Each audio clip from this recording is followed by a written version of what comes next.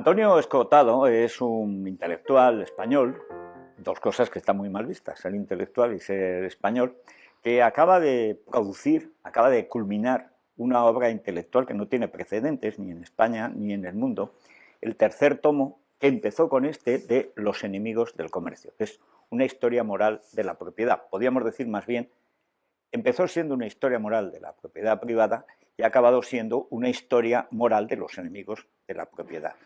Y yo creo que hay pocas veces, es la primera vez que yo veo a Antonio Escotado, en las que puedes manifestar a un autor cuya obra has leído, así que de momento, aunque los tomos sean gordos, ya hay dos que han leído la obra, el que la ha escrito y un servidor, la admiración que te puede producir, porque es muy difícil en estos tiempos tomarse pues 15, 20 años de vida en trabajar sobre una idea, continuarla y tener la fuerza moral y también la salud física para mantenerse intelectualmente a flote. Antonio, enhorabuena por este tercer tomo, creo que es el más denso de los tres, pero sobre todo por haber acometido esta tarea casi quijotesca, descomunal, que empezaste para aclararte las ideas. Yo querría que antes de zambullirnos por temas en los tres tomos de esta obra, me contaras cómo fue esa caída, digamos, del caballo, ese damasco que en tu caso fue en Tailandia, leyendo a Menger, al padre de la escuela austríaca. Y tú cuentas en tu libro que yo venía de una juventud muy roja y tal, católica y roja, que creo que es lo normal en un español que piensa, y te tropiezas con una frase acerca de que el monopolio es la tendencia natural del humano, que la civilización es asegurar el comercio. ¿Qué sospecha tenías tú antes de esa frase? Pues siempre las frases cristalizan, digamos, un presentimiento. ¿Y por qué pensaste que tenías que hacer la historia de los enemigos del comercio? Porque me había... También esto es un poco reiterativo, lo he dicho más de una vez, le había perdido el respeto a mi vida y a la ajena. Aquel mundo tan absurdo de los años 70, que fue el florecimiento universal del terrorismo. El 50 o el 70% de la prensa mundial estaba a favor de Brigadas Rojas, Sí, sí. de la Baader-Meinhof, ya luego de Montoneros, de Sendero Siempre Luminoso, del Che Guevara, del etcétera. Che Sí. Guevara, por supuesto. Entonces digo, pero bueno, ¿cómo es posible que yo haya despreciado tanto, no ya mi vida, que ya más o menos tengo derecho a arriesgarla, pero pensar seriamente que puedo afectar por la violencia la vida ajena? O sea, ¿cómo puedo seguir pensando en el derecho de conquista? Cuando el único derecho que hay es el derecho de contratos, el derecho de acuerdos libres de la voluntad. Y entonces digo, Dios mío, ¿pero por qué? ¿Por qué me he equivocado tanto si sigo siendo el mismo tío? O sea, si pienso lo mismo, además, bueno, envejecemos, tenemos 80 años y en el fondo no hemos cambiado un ápice en nuestros sentimientos, en nuestra forma de entender la Pero vida. Antonio, hay una cuestión moral que a mí me cuesta explicársela a mis hijos y supongo que a ti, naturalmente a los tuyos, que es que el mismo principio que te lleva a lo absurdo, si mantienes el principio, luego te saca también de lo absurdo. Es decir, Eso es si el tú libro de quieres, la coherencia. claro, Eso, claro. digamos, es la base de la lógica aristotélica. Sí, a mí no hay manera de que mis hijos entiendan que si yo leí La madre de Gorky y pensé que tenía que ser comunista, aunque había perdido la fe, porque a los pobres hay que ayudarlos, hasta entender que a los pobres como se les ayuda es con lo contrario del comunismo, Claro. precisamente con la propiedad y tal, cosa que yo sabía porque era pobre y sabía que todos los pobres aman la propiedad, Claro. pero entras en un mundo intelectual de frases hechas, de ideas preconcebidas, por eso es tan importante esta obra tuya y bueno, y espero que a partir de ahora por lo menos la gente que sigue Libertad Digital y es radio, pues la vayan leyendo. Vamos a empezar, si te parece, cronológicamente. Tú dices que Ciro el Grande es quizá el fundador de los derechos humanos, el gran emperador, el primero que da libertad a cada persona de creer lo que quiera, de comerciar y de moverse libremente por su imperio, que era enorme. Claro, es que digamos que el cristianismo ha difundido la idea de que la esclavitud había sido lo eterno y que solo al llegar Jesús empezó a moderarse la esclavitud. Y aquí cuento con alto grado de Sí, detalle señor. cómo todo eso es una película que no tiene fundamento. O sea que en realidad cuando Ciro hace ese edicto prohibiendo la esclavitud, lo que hace es prohibir una novedad en Claro. sus inmensos dominios, y es decir, esa novedad que están lanzando los asirios y los espartanos, Sí. y luego también hay unos belicosos señores ahí en la península itálica que también También. quieren esa novedad. En Roma, en la Sí, primitiva. en Roma. Pero, Antonio, Ciro, que naturalmente no se estudia en las escuelas, a diferencia de Atenas, por ejemplo, que sí se supone, bueno, se estudiaba antes, cuando se estudiaba filosofía, pero tú haces en la primera parte de este tomo, el tomo primero, cuando es todavía historia de las ideas sobre la propiedad privada, la contraposición de Atenas y Esparta. Sí. Atenas, un núcleo de ciudades unidas por el comercio que necesitan la democracia y que gracias a la democracia armada Sí. consigue derrotar a todas las demás.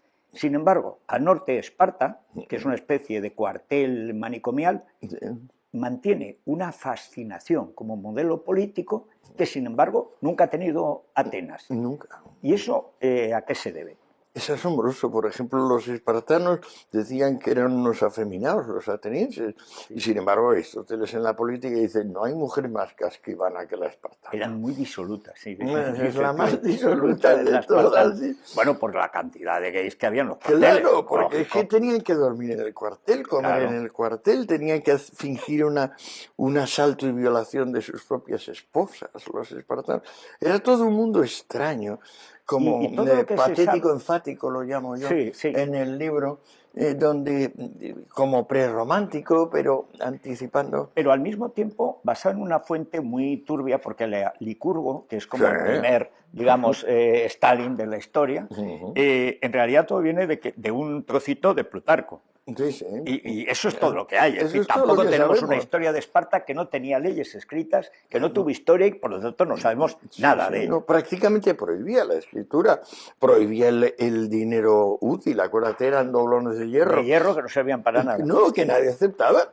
O sea, decía, aquí te pago con eso. Y dice, sí, tu padre va a aceptar este.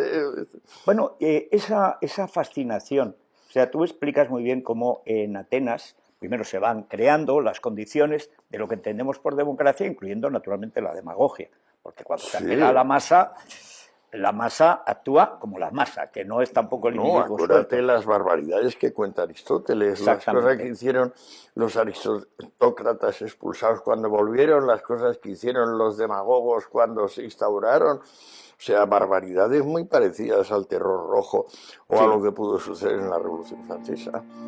Que se ha considerado la hija de Atenas, en teoría, la hija de Grecia, mejor dicho. Sin embargo, la verdad es que a pesar de Eneas y de la Eneida y del intento de dignificar, digamos, el origen de Roma por Virgilio, pues lo cierto es que su canon acaba siendo Esparta. Nunca es Atenas. Claro, son hijos de una loba, quiere decir hijos de una pobre prostituta, que se matan los hermanos el uno al otro. O sea, la historia no puede ser más digamos, lúgubre. Sí. ¿Por qué, sin embargo, hay momentos que se producen, luego lo explicas después al final de la Edad Media también, hay momentos en la historia de Roma, por ejemplo con Augusto, en los que, digamos, la realidad se impone y el imperio prospera. Y hay incluso el siglo II, con Antonino Pío, etcétera, cuando llegan los de la Bética primeros para recuperar un cierto orden racional, que el imperio se expande enormemente. Sin embargo, siempre se recae en fijar los precios. Y hablas del edicto. Bueno, fijar los precios. Acuérdate que yo le doy mucha importancia a un asunto que a mi juicio no se le había dado, que es que el esclavo está desmotivado. El esclavo es el trabajador más ineficaz que puede imaginarse. Y el Imperio Romano, y antes ya del Imperio, lo que se va produciendo es una sociedad crecientemente esclavista, Claro. que el cristianismo apoya. Acuérdate las 2 epístolas a los romanos de Pablo, que prácticamente apoyan, porque dicen, el esclavo está mejor situado que tú en la línea al cielo. Sí, cuanto peor, mejor. Cuanto peor, mejor, sí. Que luego esto lo va a retomar Marx y Blanquito, claro, los teóricos comunistas. Pero el elemento, digamos, novedoso es cuando hablas de los ebionitas, los ebionim, que son el pobrismo, digamos, los pobristas, podríamos decir, los pobristas. ¿qué elemento hay en la historia de los judíos, digamos, en la parte de lo que siempre decía tipo Antiguo Testamento, es decir, antes de Jesús, y qué elementos, si hay alguno novedoso, hay en los esenios y en Jesús de Nazaret, o el nazoreno, como dices, sería lo correcto, que es el Salvador, Claro. Nazor. ¿Qué hay de clásico judío y qué hay de moderno, digamos, en el mensaje cristiano que tú cifras en el Sermón de la Montaña? Pues mira, ahí está que la cosa es un poco compleja porque hay como una intersección histórica. Por una parte están la pendencia eterna dentro de los judíos entre la corriente profética y la corriente de la sabiduría, digamos, entre Salomón y la furia de Amós, que Los dicen, celotes, etcétera. malditos los que disfrutan tranquilamente, esos son los que el Señor castigará, que es algo así como una consagración del rencor para siempre. Y eso se entrecruza con el hecho de que el Imperio Romano está empezando a ver hombres de negocios. O sea, no hay solamente conquistadores Claro. o compradores y vendedores de esclavos, que era el negocio. Digamos, empieza a ver, además del mercado de esclavos, el mercado de cosas. Y entonces, esa es la sorpresa que he ido obteniendo, que no sabía antes de empezar la investigación, pero que ahora, digamos, la he ido constatando, de que cada vez que se produce un auge de la prosperidad, se produce también una multiplicación de la movilidad social. Cada vez que se produce una multiplicación de la movilidad social, se mueven, digamos, las madres del resentimiento. Hay una reacción siempre. Sí, y entonces vuelve a ser odiosa la libertad y vuelve a ser maravillosa la seguridad. Pero una seguridad basada en negar la libertad, que es una seguridad imaginaria, por supuesto. Pero esa es una cosa a la que periódicamente recurres, que quizá valdría para un pequeño ensayo. No por el título de Fromm, el miedo a la libertad, que es demasiado frankfurtiano, ¿no? Pero hay una especie de angustia ante lo nuevo, ante la libertad, que es que a la mayoría de la gente... Vértigo lo llamo yo. Sí, es que yo creo que es así, porque solo eso se explica el carácter recurrente. Es decir, hay tanta apetencia de libertad como de esclavitud. Sí. Y es una constante en 2500 años que conocemos desde Atenas, que están perfectamente documentados, que eso se produce. Hay un momento, después de Constantino, digamos, que establece una cuestión básica, primero, el cristianismo como religión del imperio, es decir, la divinificación, la deificación del Estado y del emperador, y una cosa que se mantiene durante 1000 años, que es la condena del interés, que viene de los judíos, además, que copian de los judíos, tú cuentas ahí, que a mí es de lo que más me ha interesado, porque esa parte no la conocía. Los judíos dicen, prestarás a todas las naciones, pero no a los tuyos, y no pedirás prestado, cobrarás interés a todos, pero no a los judíos. Y entonces, claro, los católicos dicen, bueno, la idea es buena, pero para todo el mundo. En el momento en que no se cobra por el dinero, se colapsa la economía. Se colapsa. Bueno, ¿estamos viviendo eso otra vez? Pues sí, pero fíjate que además ahí sí sigues una estadística del tipo de descuento de la Reserva Federal Americana, que viene a ser como el banco de los bancos del mundo, te das cuenta de que hay unas fluctuaciones bestiales. Yo, por ejemplo, referencio en el tomo 3, como, si no recuerdo mal, en la época inmediatamente anterior a Clinton, Reagan, sube al 11%. Y ahora estamos al 0,2, me parece. Sí. En realidad estamos por debajo de cero. O por debajo de cero. Probablemente. Iniciado por los financieros japoneses, hace unos 20 años o 25. Pero claro, esto induce una serie de pasmos, confusiones, nadie lo entiende. Pero es evidente que si no se paga por el esfuerzo de ahorrar dinero, o por lo que llamaba Keynes preferencia por la liquidez, es evidente que si no se paga por eso, y Marx lo olvida por completo, dice que son monsergas, ahorro. Claro, lo odia, dice que lo en el llama comunismo, monsergas dice que podríamos cazar por la mañana, pescar por la tarde, trabajar si queríamos, tal. Hasta que llega la Fargue, humano al fin, dice el derecho a la pereza. Es decir, a y no el hacer otro nada. le dice, no, cuñado, que no, yerno mío, ahí te vas a meter en problemas. Pero cuentas como en la Edad Media, frente a la condena canónica del interés, sin embargo, poco a poco, en las ciudades italianas, en los templarios, que no dejan de ser los primeros grandes banqueros de Occidente, los templarios España es el segundo país templario, Claro, después de claro, en Francia. El Ponferrada. camino de Santiago, España está lleno de templos y por tanto de bancos, porque Sí, en la sí. práctica los templarios Claro. lo que crean es la primera gran red de sucursales, como Por el explicas en tu cheque, libro. porque de alguna manera complementan la letra con un recibido, un cheque Claro, que es muy que te da eficaz, seguridad. que te asegura. Ellos te Pues entonces hace aseguran un y papel en clave, Claro. entonces iba en clave todo. Pero en destino había un señor que decía, sí, lo entiendo, aquí tiene usted el equivalente de lo que puso a lo mejor a 3.000 kilómetros. Lo que cuentas de las repúblicas en Génova, en Venecia, luego que fue la más rica, pero no es lo único. Ciudades-estado, de alguna manera recuerdan, eso sí, Atenas, ciudades comerciales, se convierten en estados para proteger su comercio, y al final son poderosísimas, siendo Claro, pequeñas. Brujas, Ámsterdam, Bueno, sí. tremendo. Eso está bien, incluyendo, por ejemplo, lo que cuentas de cómo nacen las Provincias Unidas de Holanda, cómo se hacen prósperas cuando no tienen más que el comercio. Y en el fondo Gran Bretaña es lo mismo. Es lo Es decir, mismo, tienen sí. el comercio, pero el comercio es lo que las hace ricas. Sin embargo, hay un momento en este primer tomo, que es cuando empezamos con la excepcionalidad francesa, con la Ilustración. A mí me asombra, el país más rico de Europa, del mundo, probablemente el más favorecido por la fortuna, tiene una tendencia natural a estropearse, a suicidarse. Es decir, ¿cuál es la cara y cruz de la Ilustración? Porque la Ilustración tiene muy buena prensa y sin embargo de ahí viene el terror en buena parte. Claro, Rousseau, claro. etcétera, es el padre de todo el terrorismo moderno de Estado. Sí, Rousseau, vamos. Bueno, El actualizando. Marqués de Sade, vamos a ponerle el origen de la Ilustración francesa, es el Marqués de Sade.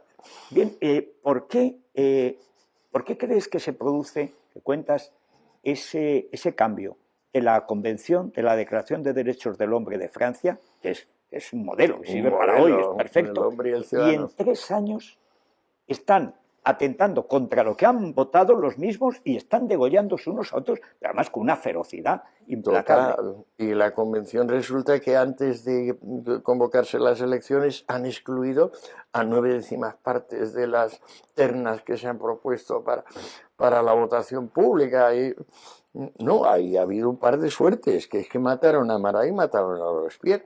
Si no llegan a matar a esos dos, Dios sabe lo que hubiera pasado, ¿eh? Bueno, hay una cosa curiosa y es cómo reproduce eso, cómo se carga la convención, el terror, Sí. que es lo que hace Lenin luego, siglo y pico después, con la Asamblea Constituyente y con el gobierno provisional, el golpe de octubre. Pero si tuvieras que hacer ahora, digamos por terminar el primer tomo, un balance de los equívocos de la Ilustración, ¿cuáles serían?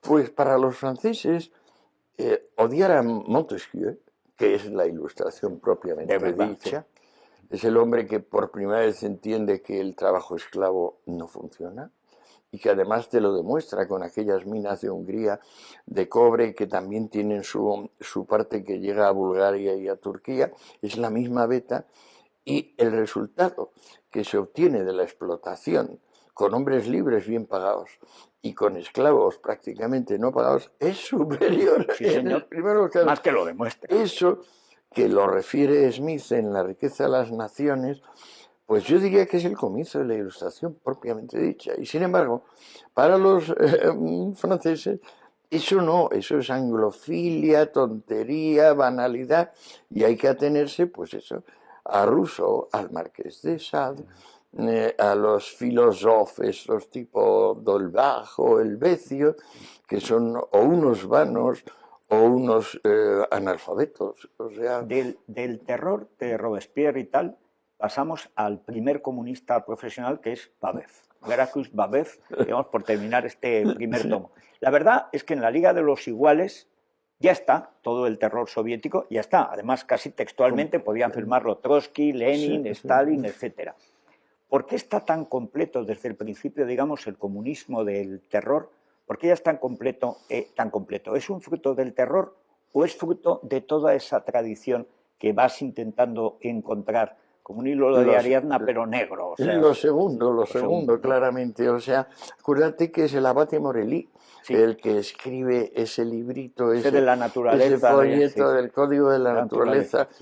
Dice, ahí empiezan los primeros disparates que tú dices, no, no son disparates, es otra vez el Apocalipsis, la epístola de Santiago, acuérdate, la epístola de Santiago dice, ricos, dice, llega el momento esperado, vuestra ropa está rodeada de polillas, habéis engordado para el día de la De matanza. la gran matanza, sí, sí, sí, Sí, como la matanza del cerdo. claro, hasta que viene Lutero, claro, y dice, esto no forma parte de la Biblia. Esta epístola y el Apocalipsis tampoco.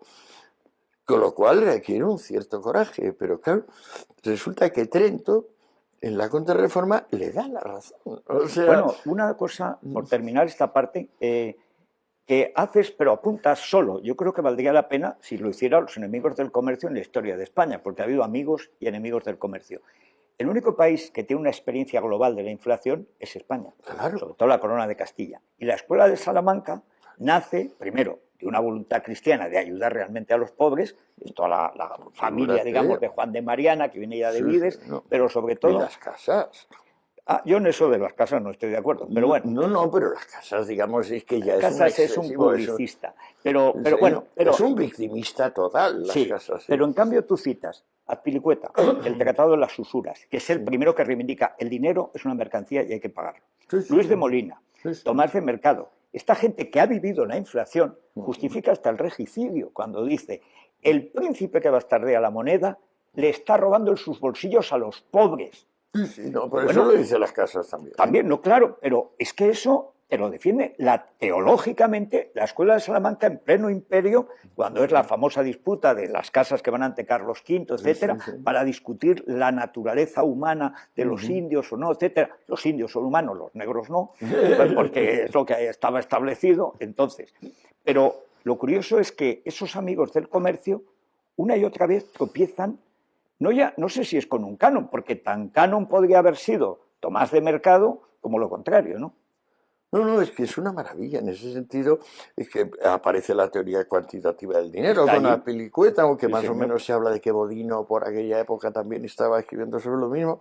Son los primeros hombres que ponen, digamos, prosaísmo a la consideración de las cosas. Es decir, que no se atienen al deber ser, sino que miran Lo qué que es, son las cosas, lo que es que parece ser lo único que... revolucionario.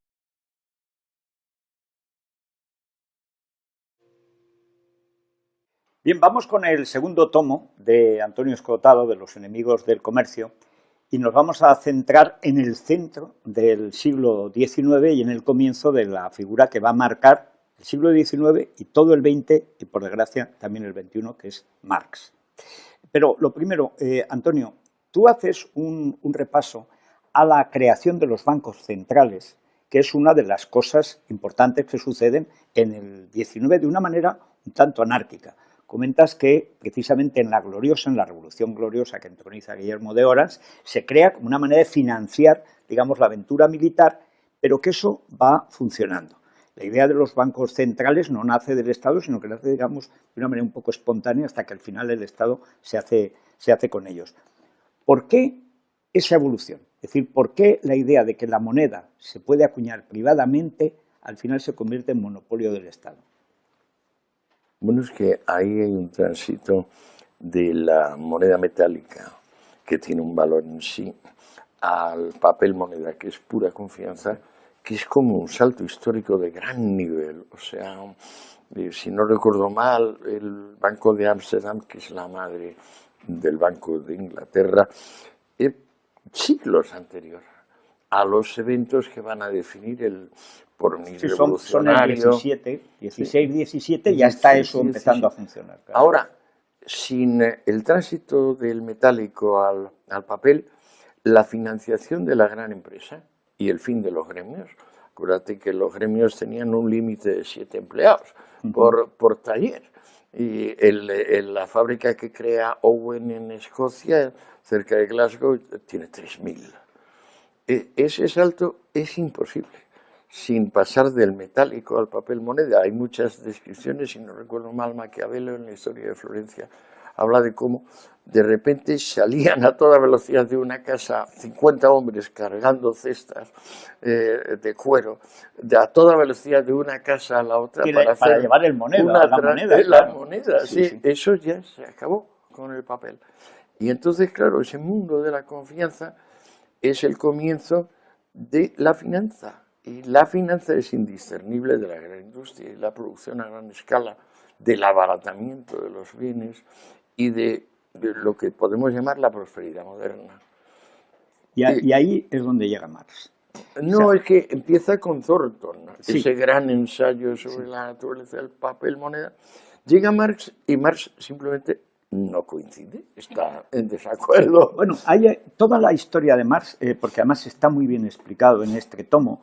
El Marx joven pasa como con el joven Freud, que en realidad repite el esquema, el Freud maduro y el Freud viejo, pero siempre tiene un esquema en la cabeza.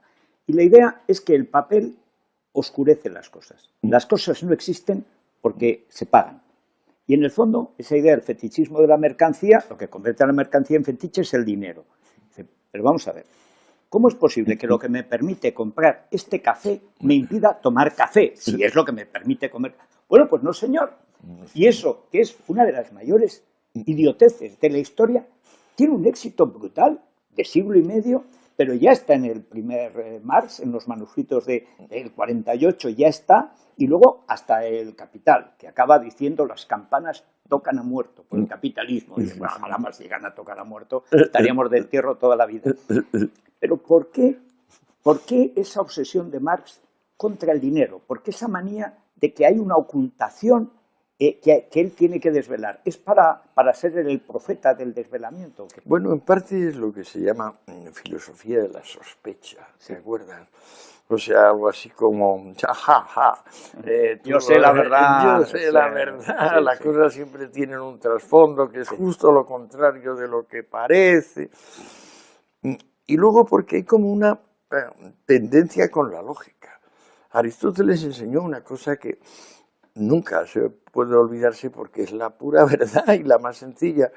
De una proposición particular negativa no se puede sacar más que una particular negativa. Solo de una proposición universal afirmativa se pueden sacar varias particulares afirmativas y alguna negativa. Entonces, personas como Marx o como Lenin están peleadas con la lógica. Por eso, por ejemplo, pueden ser eminentes lingüistas y aprender, por ejemplo, sintaxis latina o sintaxis rusa sin dificultad, pero las reglas del silogismo, oye, de una negación no sacas una afirmación, de un particular no sacas un universal. Esta madre del cordero lógica, esto choca con su imperiosidad, con su deseo de cambiar el mundo, porque no se trata de adaptarse ellos a lo que las cosas van siendo. Se trata de que, por alguna suerte, ellos han recibido el don y el destino de cambiar la vida de todos los demás con arreglo a lo que ellos creen. Ellos son delegados. Claro, pero hay una cuestión que planteas, y es verdad, si uno se ha tomado la molestia, que es un poco pesada, de leer a Marx, con la sorpresa de decir, pero si esto está todo mal, y además es redundante. Todo, ya antes de los Grundrisse, en el pequeño manual de economía política que empieza a hacer, luego el mejor texto que es el más sencillo, más tal, y luego ya se va complicando hasta el libro primero del Capital, que es el único que hace él, luego lo demás, los dos tomos, los hace el pobre Engels, su siervo, ese sí es el primer esclavo de la marxista, es Engels. Pero ¿qué es lo que tiene éxito? Porque yo no entiendo que una cosa tan abstrusa pueda calar en la gente. Por ejemplo, nadie lo ha leído. Acuérdate que, por ejemplo, Molotov le dice a Stalin como avergonzado, oye, me ha confesado Mao que no ha leído El Capital. Y Stalin le dice a Molotov, yo tampoco. O sea, la esencia del Capital es que no lo ha leído nadie. Quizá Lenin. Y la idea esta del fetichismo en la mercancía es que es asombrosa, porque tú dices, pero si no hay nada más límpido, más claro, que las cosas tengan precio. Claro, que se conviertan en mercancías y entonces ya puedo acceder a ellas. Claro, si no es imposible, sí. Y hay una cosa que cuentas muy bien, que la descripción de Marx como un ser, que luego pasa con Lenin, lleno de odio.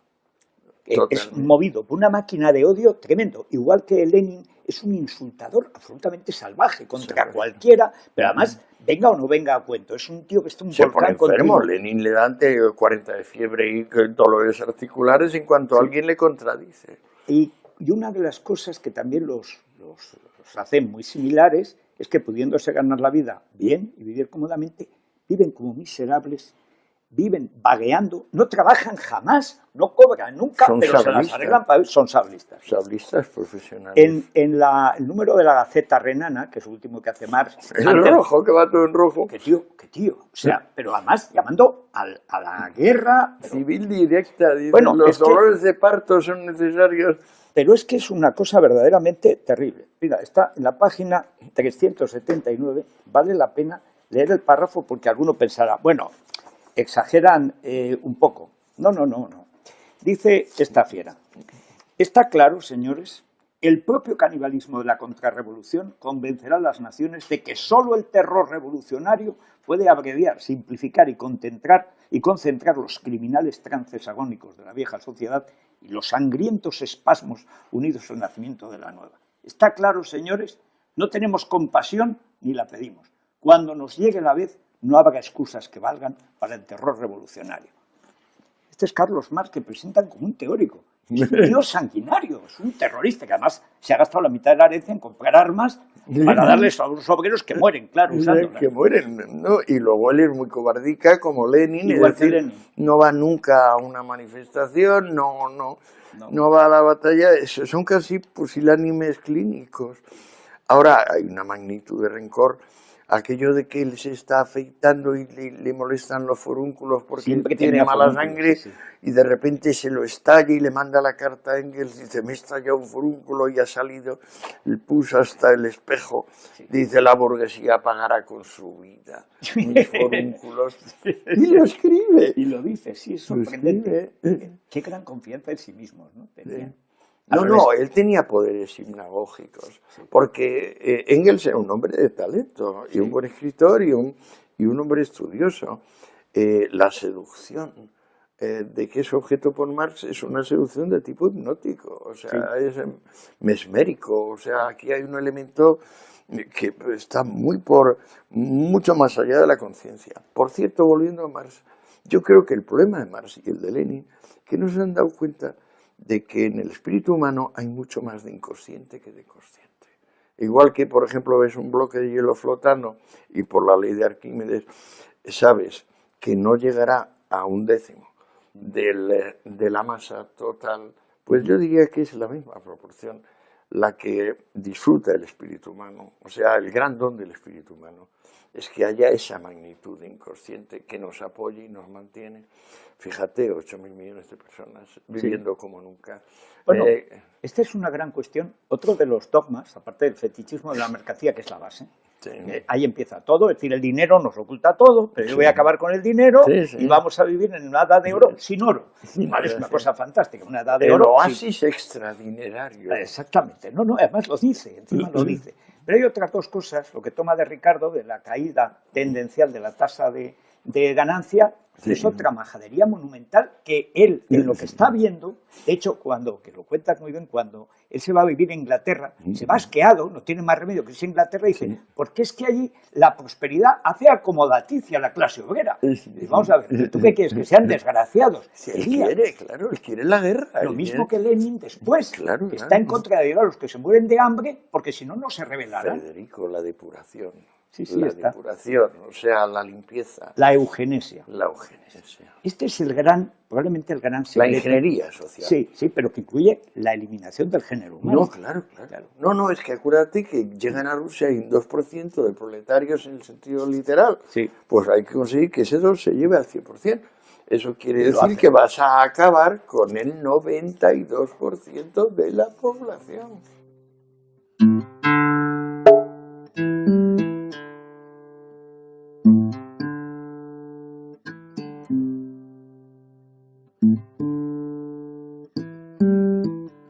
Bueno, hay un momento que tú cuentas también en este segundo tomo, que esa parte es muy interesante, que es el del brujo galés, el Lloyd George, que es, digamos, lo contrario, es el reformista, que tiene que pelearse con los militaristas, con los obtusos, etcétera, y dice, bueno, vamos a destinar una parte del presupuesto, pequeña, militar, para mejorar la asistencia de las clases muy aperreadas, porque además las clases bajas en Inglaterra no tenían la asistencia que tenían, por ejemplo, en España desde los Reyes Católicos. Ni en Alemania. Ni en Alemania, o sea, tremendo. Pero tiene que pelear absolutamente con todo el mundo. Y sin embargo, se revela extraordinariamente eficaz. Bismarck crea, que lo explica también muy bien, una alianza, digamos, aristocracia-proletariado para machacar a la burguesía. Y probablemente ese es el gran triunfo de los equívocos de Marx. Y es que la burguesía, que es el elemento dinamizador de todos los procesos comerciales, inevitablemente democráticos. ¿La innovación? Claro, queda aplastada entre dos legitimidades, la clásica y la del futuro. Y claro, realmente los machacan y tú vas viendo que todos los reformistas acaban siendo triturados, especialmente en Francia. Pero en Francia se produce además la eclosión de un personaje que es Blanqui. Blanqui, que es una especie de dandy criminal.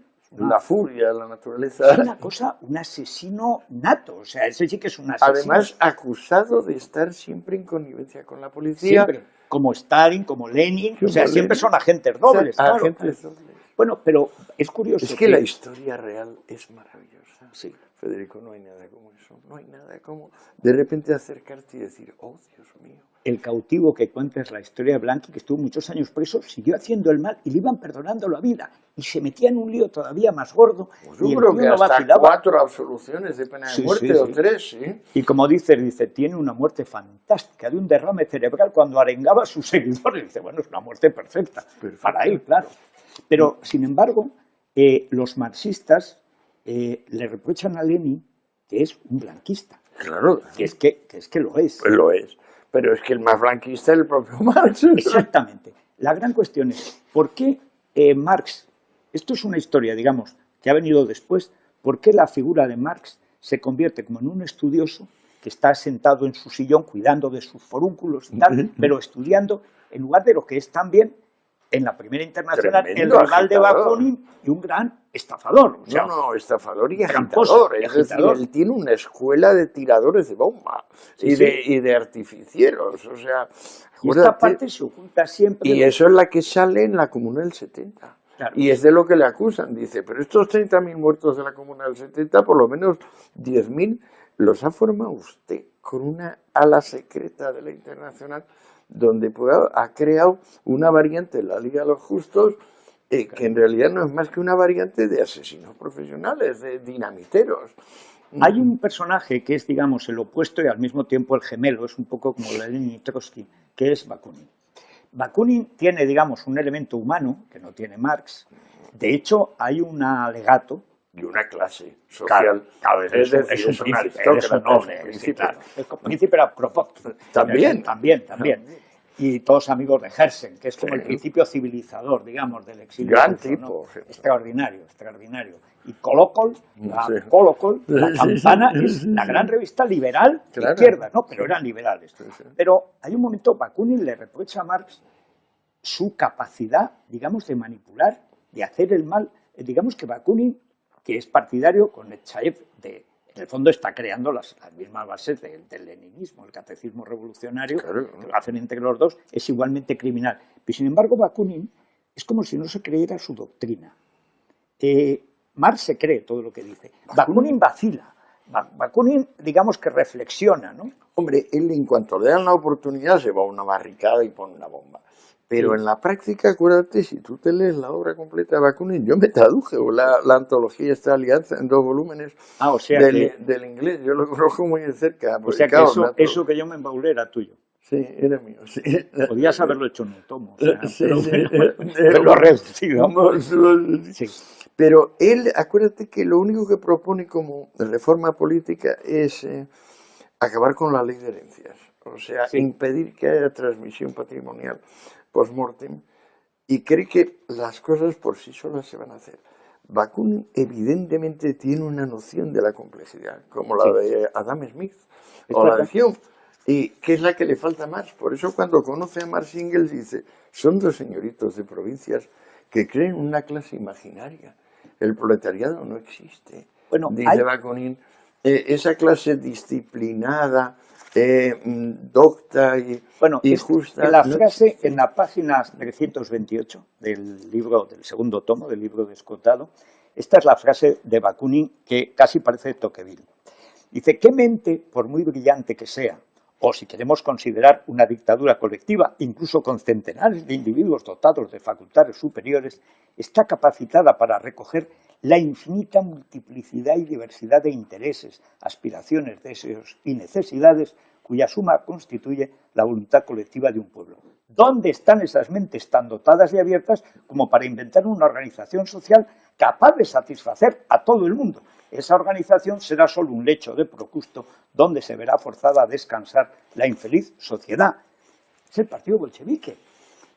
Completamente. Pero totalmente. Claro. Y sin embargo, luego Ese manda uno Fanelli a programa. España, la parte, digamos, criminal de Bakunin, que también la tenía, Claro. pues es la que lleva, manda a Fanelli a España, que en italiano convence a todos y que que no va a lo solucionar. entienden. No lo entienden. No entienden. Si solo explotación, dicen explotación y es lo único que les suena. Pero debía tener también poderes hipnóticos, porque lo de Fanelli, pero ¿cómo puede convencer a los catalanes de que poniendo bombas eso se iba a arreglar? Los convence. Bueno, acuérdate lo que fue aquello de Alcoy, que terminó en Alcoy, y bueno, y luego siguió con la Semana Trágica de Barcelona y todo eso, los alzamientos anarquistas en España que se cargaron la Primera República, el pobre Pimalgarde. Primera, y luego la restauración, y luego matan a Cánovas, matan continuamente a la gente. Matan continuamente, sí, lo del Corpus, las bombas en el Corpus, que ni siquiera lo tiran en la cabecera de la comitiva, lo tiran atrás, donde van las mujeres y los niños.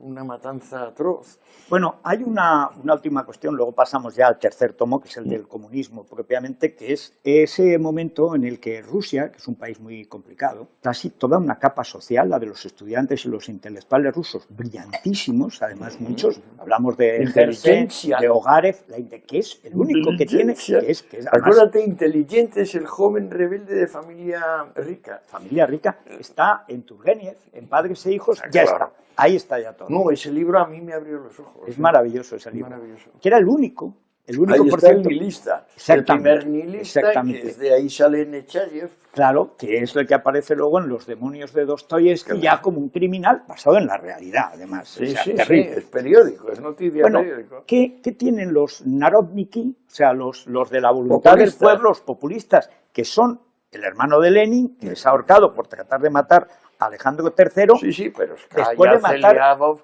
todos, en un momento en que Rusia está empezando a despegar realmente. con el único zar liberal hiperrazonable que hay, que es Alejandro II, matan de al que una matan. forma brutal. Sí, delante de su hijo y de su hermano. Y además, cuando se cumplían los 20 años de la ves que hay liberación una de los descripción siervos. muy pormenorizada Y es del impresionante. atentado y de cómo se va consumando. ¿Te acuerdas que se encuentran unas cañerías para hacerlas? Terrible, todo. Y tienen que aguantar la peste. Bueno, pero parece lo de Carrero, por cierto. Sí, sí. Tiene algo. Luego, cuando llega Lenin, se repite continuamente en la resistencia contra el comunismo en Rusia. Y es el factor judío. La enorme cantidad de judíos que hay en el elemento revolucionario. No porque sean más en la inteligencia, no. Es porque en los radicales hay más judíos que en ningún sitio. ¿Eso tiene alguna explicación para ti? El texto entra mucho en eso. Hay dos pueblos judíos, el judío cosmopolita propiamente, que es un peligro, porque ese es el que quiere hacer que todo el mundo de alguna manera se adapte al ideal comunista, y luego el judío, que es judío inglés, judío español, judío venezolano, y que no plantea ningún problema, y que es sin duda el pueblo más inteligente y el más dotado de la historia universal, el pueblo elegido, y por eso tiene el 20% de los premios Nobel, siendo el 2 por 1000 de la población universal. ¿En qué momento se produce esa inversión en que los judíos buenos son los arraigados y los malos, los que se convierten en la revolución y a destruirlo todo, son los que antes eran buenos? Acuérdate, Alejandro Lisímaco, que es Filón de Alejandría, su hermano es el cuestor de Alejandría, es el hombre más rico del Imperio Romano y es el íntimo del emperador Claudio. Y entonces los judíos tienen un nivel de población que solo hoy han alcanzado en el censo del emperador Claudio. Solo hoy han alcanzado ese. Luego se meten en un cisco gigantesco, ahora eso sí, en negar que el 98%, digo 98, no 98% de los altos mandos de la revolución bolchevique mundial son judíos, es simplemente pues, negarse a la evidencia. Es la evidencia. Y también es una tontería decir que si es un 2 por 1000 la población, no es cierto. Algunas ciudades como Minsk, por ejemplo, en Bielorrusia, tenían más de un 30% de la población. Y de ahí salen personajes gigantescos como Parvus, del cual espero que hable, digamos, alguna palabra. Vamos ahí, porque además es el gran... ahí hay dos.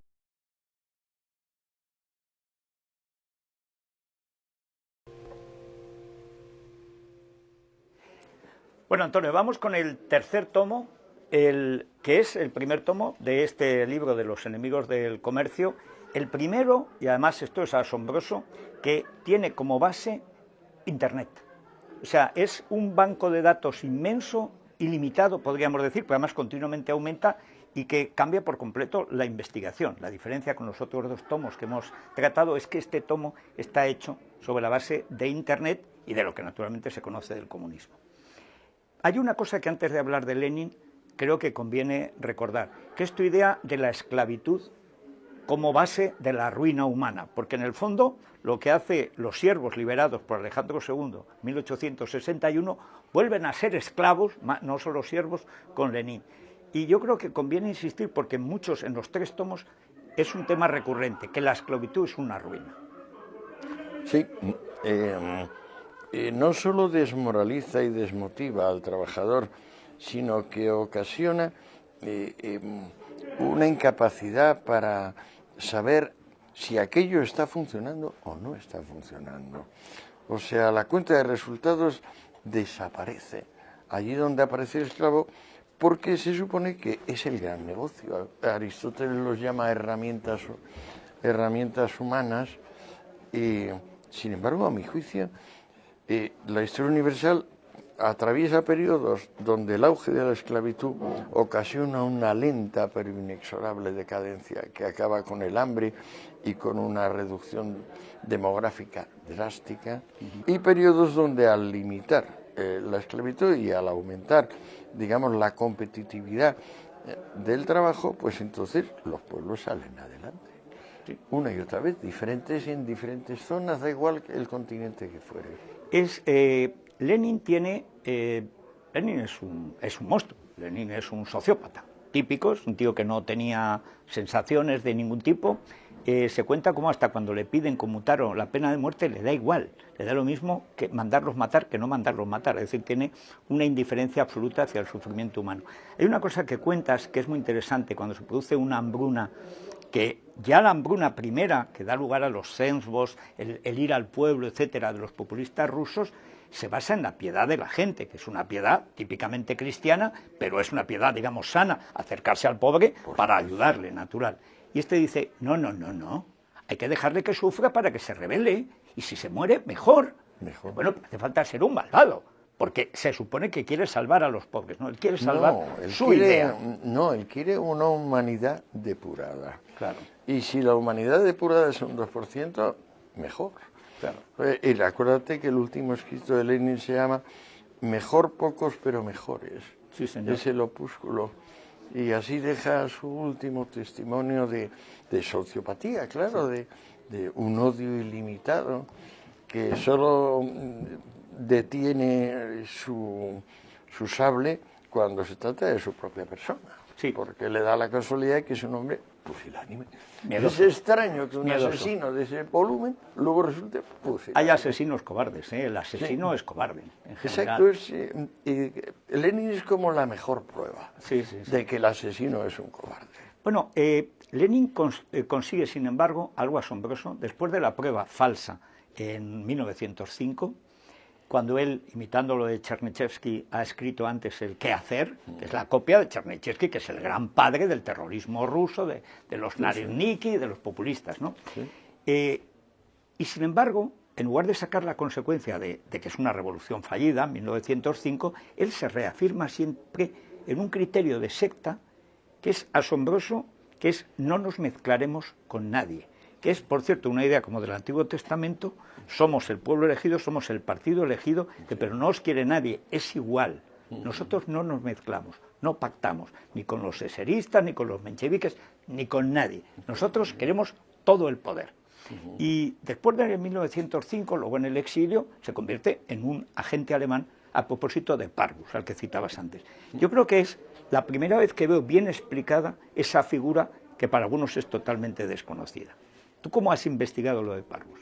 Bueno, gracias a una biografía de un tal Zeman y otro llamado Schalau, que pues han dedicado su vida a la vida de Israel Gelfand, porque ese es el nombre de Alexander Parvus, que es un personaje extraordinario, o sea, que es un íntimo de Trotsky, que es el que hace la revolución del 5, sí, realmente la rusa, o digamos el conato de revolución del 5, y que luego ni más ni menos que consigue que el Estado alemán financie a los bolcheviques, pero de una forma regia. O sea, acuérdate que Bernstein habla de 20 millones de marcos oro, es decir, sí, marcos...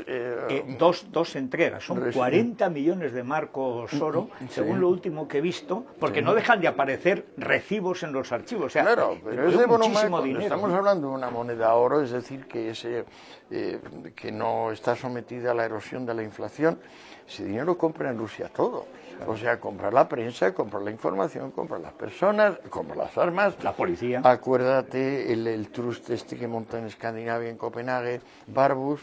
Todo esto se ha olvidado. Es más, hay un par de textos bolcheviques diciendo que no, que Parvus no tenía dinero y tal, incluso diciendo si en las cuentas del Banco de Zúrich, cuando el Banco de Zúrich ha abierto las cuentas, en vez de los 25.000 francos tenía 2,5 millones en corriente, sí, aparte de mucho más en a plazo.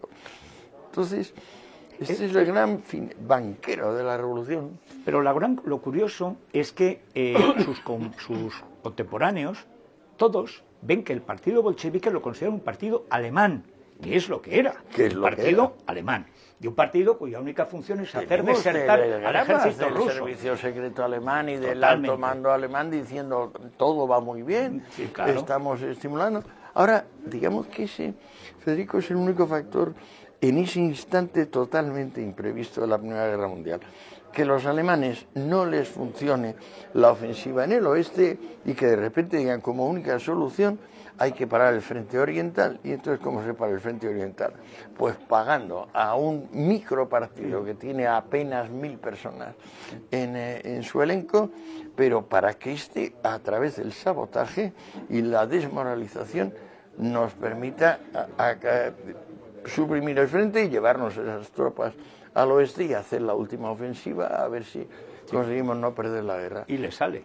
Le sale, pero es que date cuenta que también el libro entra en detalle en hasta qué punto la Primera Guerra Mundial es una conjura de Inglaterra, básicamente, con Rusia y Francia, para conseguir parar la prosperidad alemana. No hay nadie que quiera menos la guerra. Y merendarse el Imperio Otomano. Claro, es que no quieren la guerra los alemanes. Es como decir que ahora la señora Merkel quiere la guerra con alguien.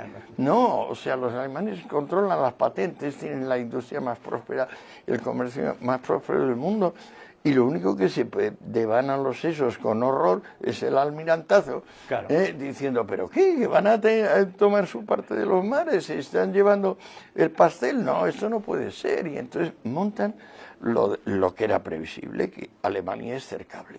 Es un pueblo tan grande en población, tan dependiente de la importación y de la exportación, que en cuanto lo cerques, lo rindes. Claro. El plan Schlieffen, famoso del alto mando alemán, es un plan defensivo. Es decir, estamos viendo que estos tíos, el almirantazgo, y ahora pagados los rusos y los franceses, porque tienen la envidia o la rabia por haber perdido la batalla de Sedan y haber perdido Estrasburgo, etcétera, etcétera, Alsacia, pues bueno, están preparándose para ahogarnos. ¿Y cómo podemos resistir eso? Pues con una ofensiva rapidísima que obliga a París a rendirse. Y entonces los ingleses por sí solos no podrán. Y ahí entra el factor Lenin. No, pero resulta que la historia que te enseña en bachillerato es que la Primera Guerra Mundial es obra del militarismo prusiano. Mentira y tú total. dices, pero mentira ridícula, grotesca. Bueno, hay una cosa en lo de Lenin. Lenin, ya en el 17, hay que decir que en febrero, es la revolución de verdad, la revolución democrática, que es abdica el zar, en su hermano también abdica, Miguel, al que luego matan, asesinan, iba con un amigo. Como al zar. Como naturalmente, y a la familia del zar, etcétera. Pero esto es en febrero. Qué cosa más cutre, qué asco, asesinar a niñas. Además por orden. Y a la cocinera. Y a la cocinera. Y a la criada y al médico. Al médico, para que no hubiera testigos. Cobardes. Sí. Bueno, pero en julio, Lenin intenta el primer golpe de Estado. Contra el gobierno provisional y contra la Duma. Es el gobierno que sale de la Duma, del Parlamento. Jornadas de julio que no acaban en nada. Bueno, pero ahí se produce una cosa curiosa. Kerensky, que es uno de los mayores imbéciles y siniestros de la historia de la humanidad, tiene todos los datos de que Lenin es un agente alemán. Sí. Tiene todos los recibos, porque los han conseguido. Bueno, sin embargo, convoca a juicio, acuérdate. Pero no se larga y no lo juzgan. Y no ponen fuera de la ley al partido bolchevique. Pero juzga a Kamenev y a Trotsky y a algunos otros que se pero presentan... Lenin no, que es el que es que es un hombre patológicamente cobarde. Claro. Y se escapa con Zinoviev, ¿te acuerdas? Sí, señor, sí. Y está en una cabaña en Finlandia en verano, imagínate, nubes de mosquitos desesperados. Hasta que se con la peluca aquella amarilla. Que se ponía como la de Carrillo en la transición. Sí, la peluca de Carrillo es como igual. Prefigurada. Sí. Bueno, pero ya en octubre dan el golpe de Estado. El golpe que es primero asaltar el gobierno. Pero lo da Trotsky, porque Lenin está queriendo darlo desde julio. Siempre, y mandando intenta continuamente. Sí. Él desde su escondrijo. Es asombroso la cobardía. Más siempre es igual. Siempre es, no, hay que atacar ahora. Ahora, todas las veces ahora, alguna vez no era ahora. Bueno. Y en octubre, Trotsky, que es el que tiene valor, y es un tío muy brillante y tal, es el que da el golpe. Pero claro, el golpe... Un extraordinario organizador, Federico. O sea, como organizador es quizá uno de los más notables del siglo XX. Por desgracia. Sí, por desgracia, sí, bueno, porque la organización del Ejército Rojo, como gana la guerra civil, eso es un milagro divino. Bueno, entre otras cosas, contando con que la oficialidad zarista era eficaz y obediente. Claro, y igual obedecer a uno que a otro. Tienen la idea de eso. Dice, hombre, el ejército bueno es el que ya hay, y efectivamente. Inventa también lo de que el que se rinda, vamos a matar a la familia. Ah, claro. Y eso o sea, la teoría de Rennes. Sí, que es la que tiene Lenin siempre también. Bueno, en el golpe de octubre, primero toman el gobierno provisional, huye Kerensky, dice que a buscar refuerzos huye cobardemente, se rinden, y entonces entra el montaje de Eisenstein, que es totalmente falso, de octubre, y después ya van a por la Asamblea Constituyente, se la cargan en las elecciones de diciembre, que pierden los bolcheviques, así que disuelven después de una jornada, y entonces empiezan a matar. Primero ponen fuera de la ley a los cadetes. Los liberales. Y los eseristas piensan que no va con ellos. Luego va por los socialrevolucionarios y se carga la Spiridnovna, que era una terrorista que preside la Asamblea Constituyente. 5 tiros a un terrateniente por ser terrateniente. Bueno, y esta la meten en un psiquiátrico. Ahora, tú fíjate que esta historia, le estamos hablando tú y yo, pero esto no está en los libros de historia. O sea, cuando nosotros estudiamos el bachillerato, está tapado. O sea, ¿qué pasa con la enseñanza media? O sea, ¿es que todos son bolcheviques o qué pasa? Pues, o por si acaso disimulan, ¿no? Yo creo que la gente no quiere saber. Esta historia del conocimiento inútil que dice Rebel es verdad. La primera de las fuerzas que mueven el mundo es la mentira. Yo creo que la segunda también. Bueno, pero la segunda también.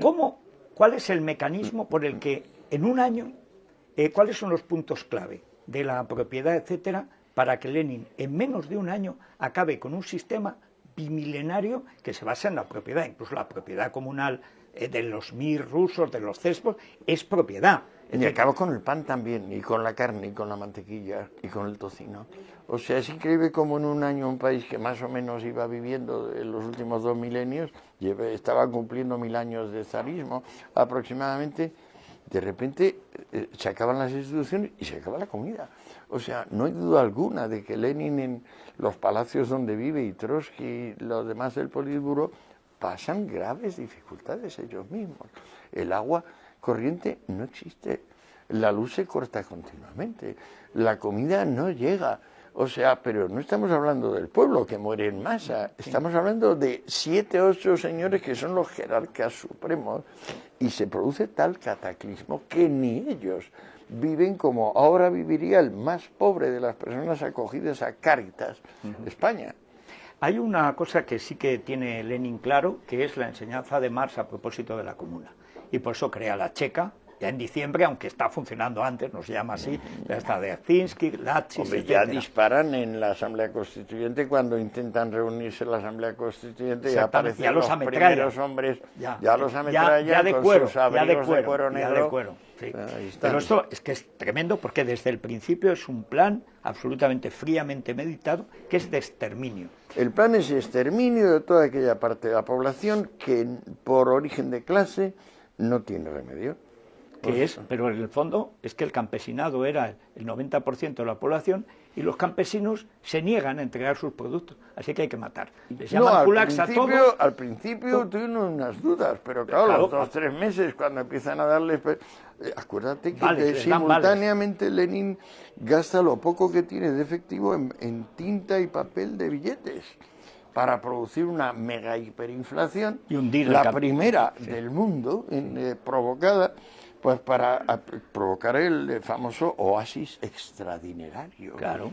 Y que claro, al campesino le dices que eso y que le vas a dar o bien una maleta llena de billetes inútiles o bien simplemente un vale, y dices, si tu padre, voy a matar a mi ganado, voy a no cultivar la tierra, antes lo quemo.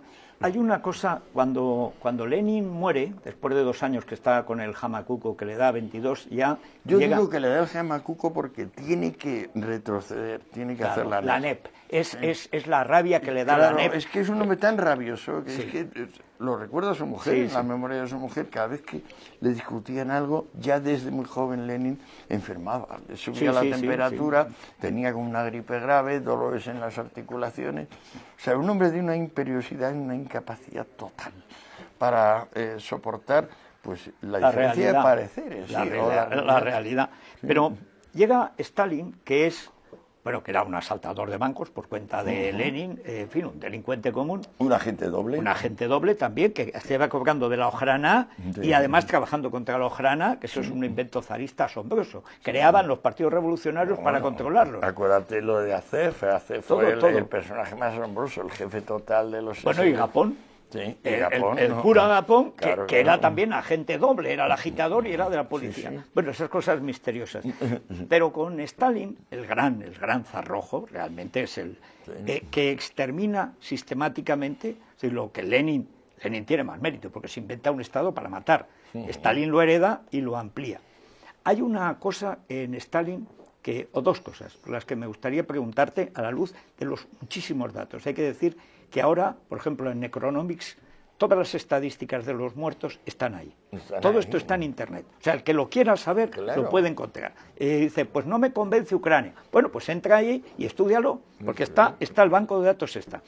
Pero hay 2 cosas. Primero, la idea del plan quinquenal. Sobre la base de que ya la contabilidad está trucada, claro, porque a ver quién le lleva la contraria a Stalin en que funciona el plan para quinquenal. empezar, como los precios se fijan por decreto, claro, ya entonces no hay posibilidad de saber lo que las cosas valen realmente. Volvemos a lo mismo siempre, otra vez, es decir, Diocleciano, los precios por decreto, volvemos a lo mismo. O el edicto de mínimos de Robespierre, que hace lo mismo, igual. Desaparición de los bienes de consumo. Bueno, y la segunda cuestión. ¿Por qué, sin embargo, ya en Lenin, con Gorky como agente, también doble, porque es víctima y verdugo, en el Mar Blanco, etcétera, que lo cuenta y es una cosa impresionante, ¿por qué se mantiene realmente el comunismo como lo que realmente es el partido bolchevique? Un partido de intelectuales contra los pobres que quieren mejorar su situación, porque los pobres tienen que sacrificarse por la revolución, no pueden mejorar su situación, que es por lo que Marx los odia, Lenin los odia, y se produce, esto es una cosa muy interesante en este tomo, la pelea con lo que llaman los economicistas o los revisionistas, es decir, Bernstein y Kautsky. ¿Por qué la socialdemocracia ha olvidado a Bernstein y Kautsky, que hacen una gran defensa de la democracia contra Lenin? Bueno, es que se diría que el socialismo se ha olvidado de sus grandes figuras. O sea, el socialismo ha producido socialistas evolutivos, socialistas liberales del más alto nivel, yo creo que insuperables en términos históricos. La figura de Bernstein, por ejemplo, que tú acabas de citar, yo hace poco estuve en la conferencia anual esta de la Mont Pelerin, que es la sociedad fundada por Hayek y Mises y tal. Y la verdad que se quedaron bastante impresionados, pero tuvieron la cortesía de pedirme a mí que hiciese la conferencia inaugural. Y les dije, pero bueno, el liberalismo desarrollado es socialismo. Pensar que el socialismo es antiliberal significa que ustedes no se han puesto a distinguir entre socialismo mesiánico, que no es socialismo, es comunismo, y que efectivamente es una conjura contra el sentido común y la eficiencia, y por supuesto contra los pobres, al ser una conjura contra la eficiencia, es una conjura contra el género humano, prácticamente, y el socialismo democrático, que es la evolución natural. Si ustedes se ponen a ver la obra de Tom Paine, por ejemplo, que es un precedente ilustre del liberalismo, o de los más ilustres de todos, descubrirán que Paine es el origen, por ejemplo, de todos estos impuestos de redistribución de la renta, que es lo que nos han permitido llegar ahora a una situación de paz social como nunca hemos tenido en el mundo.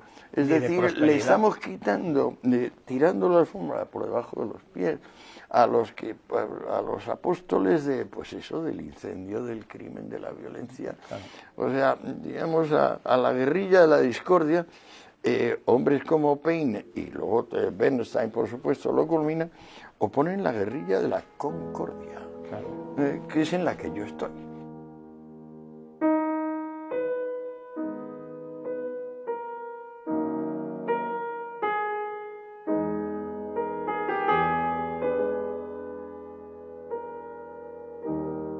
Hay un personaje que para mí ha sido un descubrimiento en este libro, que es Beria.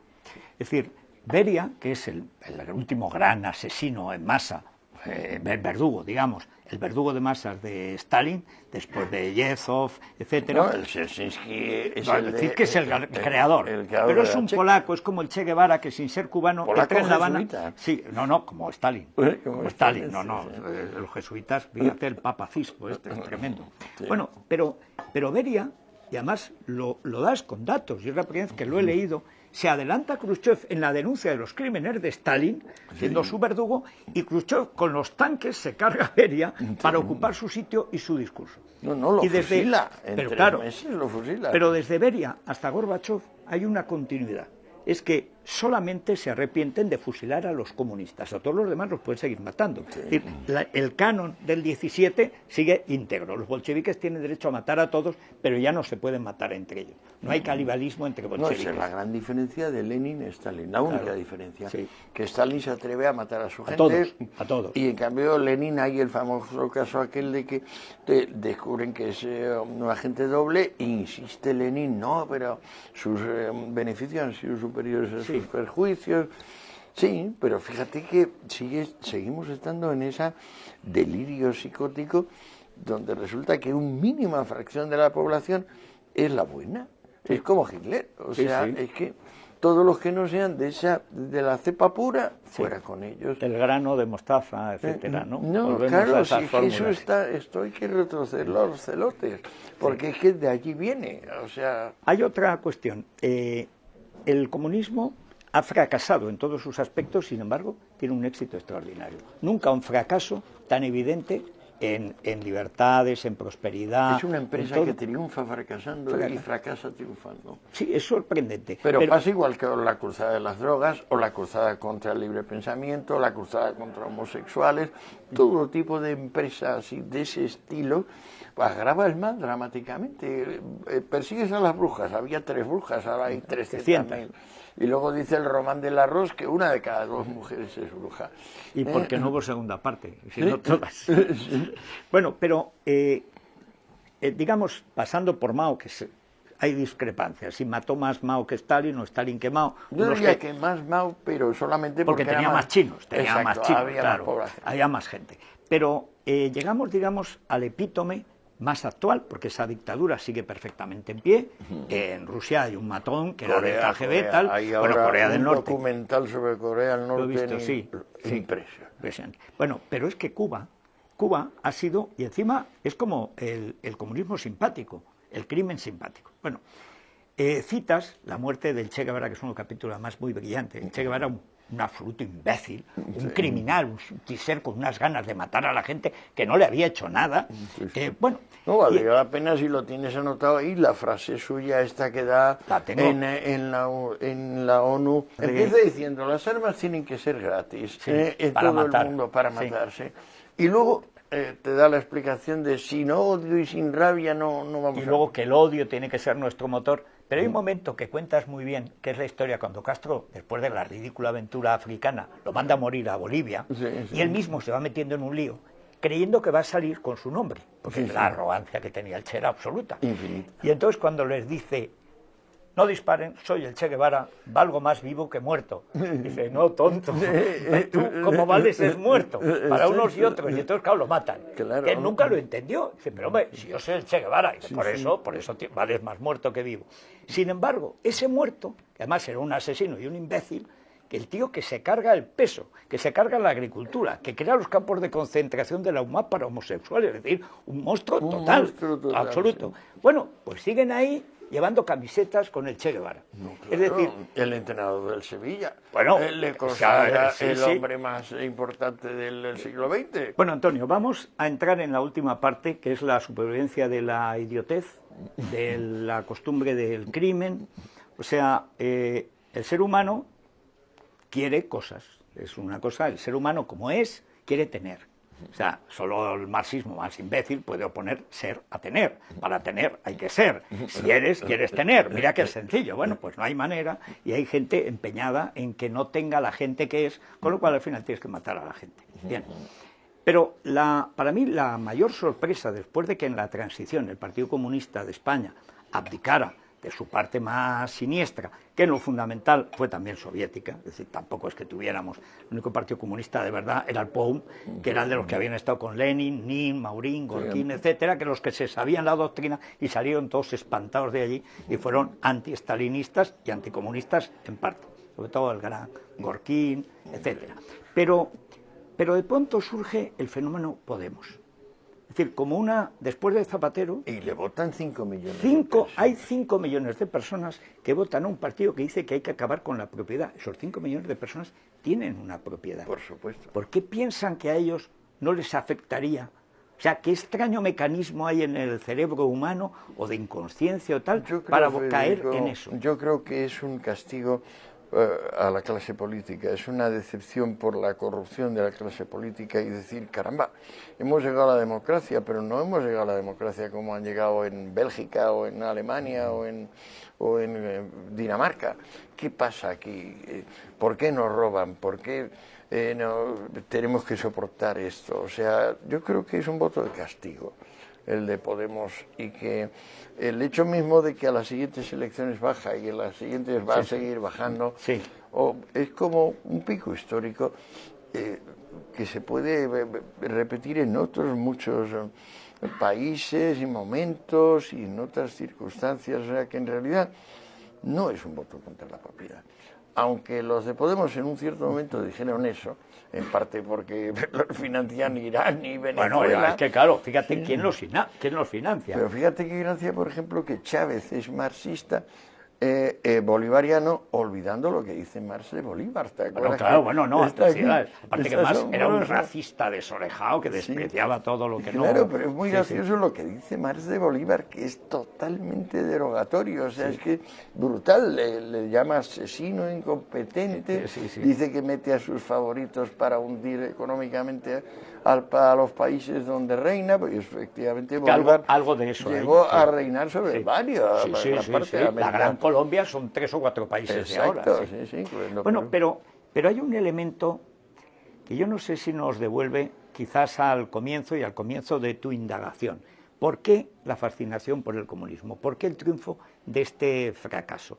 ¿Qué elemento hay en la psique humana que le lleva a prescindir de aquello que sabe que le conviene? Es decir, ¿por qué el ser humano, que yo estoy seguro también que de los 5 millones de Podemos, bueno, habrá 2 millones de tontos, pero otros 3 no lo son, piensan que no les va a afectar algo que saben que les podría afectar negativamente, que piensan que les puede afectar a otros? Yo pensaba terminar esta obra con unas conclusiones, luego me di cuenta de que ya a lo largo de la investigación se habían ido dando las conclusiones, de modo que al final lo redujo a una línea y dije, esto es una combinación de simplismo, que evidentemente es un rasgo humano, querer que la realidad sea simple, Sí, pero porque no, agobia, la realidad es muy compleja, no sabemos claro, qué hacer con ella. No, la complejidad significa que tiene vida propia. Claro. Y entonces no aceptamos que tengan vida propia Las cosas, el conjunto, sí. el conjunto de la vida social, no lo aceptamos, pero eso empezaron sufriendo, acuérdate, la Batemaltus, por ejemplo, escribió ese atestado fúnebre de que se iban a cruzar la curva de la población y la curva de la producción, que es ridículo, Y vamos a morir mientras todos, Ricardo sí. hacía el teorema de los rendimientos decrecientes, igual de ridículo, porque olvidaba el ingenio técnico y la innovación. Simplismo, rencor, resentimiento, odio. Y consecuentemente, o al mismo tiempo, huida hacia adelante. Es decir, pues bueno, ¿qué puedo sacar de esto? Pues nada, pues ya veremos, pero vamos a pasar página y ya veremos. Ahí es cuando, digamos, con este último elemento donde ya se justifica realmente el rencor y el simplismo, donde obtienen su debido premio, ¿no? Sí. Diciendo, nada, pues... Ahora ya son todos diputados, además. Sí, pues mañana... No, sí, ya veremos, esto va a ser muy gracioso, la evolución uno por uno va a ser muy graciosa. Esto del aventurerismo es eso de Napoleón, on s'engage et puis on voit. Es decir, uno sería y luego ya veremos. Bueno, claro. Eso es la huida hacia adelante. Exactamente, exactamente. Toda la historia del comunismo está llena de casos que además siempre se llaman igual en todos los idiomas. El gran salto hacia adelante. Lo hace Stalin, lo hace Mao, lo hace Pol Pot, lo hace Fidel Castro, lo hace los 10 millones. Todos son fracasos. Se llaman salto hacia adelante, siempre. Pero debía llamarse huida hacia adelante. Exacto, y supone siempre un salto atrás. Siempre. Siempre. Lo ha sido en China, ocasionado millones de muertos, sobre todo de hambre, de pobreza, claro, claro. Y sin embargo, el aplauso, digamos, de la inteligencia, que dirían en tiempos rusos, que en España ahora, y en general los occidentes son sobre todo el periodismo y la universidad, es unánime. Es decir, nunca ha habido más comunistas sin saberlo que en España contra la propiedad, creyendo que la propiedad y la libertad se pueden separar. Pero acuérdate lo que decían Narón y Schumpeter de los intelectuales. El intelectual es el profesional de la falta de profesión, que es un experto en excitar rencores. Es un experto en convocar incendios, convocar, pues eso, pendencias sociales, pero no es un sabio. O sea, tú no puedes llamar intelectual a Newton, no puedes llamar intelectual a Hegel, no son Max Weber, no son intelectuales, son pensadores, claro. O son sabios. Hay un nivel donde puedes ser simplemente un investigador y otro nivel donde si has investigado bien, pues te conviertes en sabio. El intelectual es un bicho raro, es un bicho que yo le veo, en el tomo 2 lo identifico con los literati, que se crean cuando Owen hace aquella colonia de Nueva Armonía, sí. Y entonces de repente sus hijos, 2 hijos, y otros cuantos dicen, oye, pero trabajar no, nosotros no vamos a trabajar, danos un derecho de que pongamos un sello para que puedan hacer cualquier tipo de obras, y nosotros mismos de poner el sello. Y Owen le contesta de una forma muy graciosa diciendo, os doy un terreno para que edifiquéis lo que os parezca. Es una respuesta, y ya está, sí. Pero cuando tú ves ahora, cuando contemplas este trabajo, que es de muchos años, ¿qué sientes al verlo ya con tus 3 gloriosos tomos que Espasa tendrá que vender, y etcétera? ¿Qué sentimiento tienes? ¿Para qué ha servido? Morir tranquilo, hacer una obra que me cumple a mí y que puede ser útil a terceros. Realmente me ayuda mucho a hacer frente a la senectud. Y a desear, pues estoy en muy buena salud, pero a desear que en cualquier momento llegue el fin, porque ya está cumplida mi vida. Bueno, pero seguro que estás preparando otro libro. También, claro, es cierto, ¿no? Estoy preparando un libro sobre la violencia de género y las relaciones hombre y mujer, porque eso me lo he dejado en el tintero. Tengo un par de libros, Retrato del libertino, Rameras y esposas, que versan sobre el tema, pero creo que se puede hacer algo más serio. O sea, puedo coger esos dos libros y luego llevarlo a la Reforma Zapatero, que me sigue pareciendo lo más escandaloso de los últimos 100 años, digo 100 años. Que el señor con ayuda de la señorita Pagini y la señorita Aido, se atreva a modificar el derecho de personas e intente frenar la tradicional violencia entre los sexos, la tradicional guerra entre los sexos, que ya está muy clara con Zeus y Hera, esos dos dioses que menudas peleas tienen ya. Entonces, creo que debo precisar hasta qué punto las leyes deben hacerse para no ser despreciadas. Cualquier ley que genera desprecio, como por ejemplo las de drogas, es una ley equivocada y además es un acto de tiranía y obliga al ciudadano a desobedecerla simplemente por dignidad civil.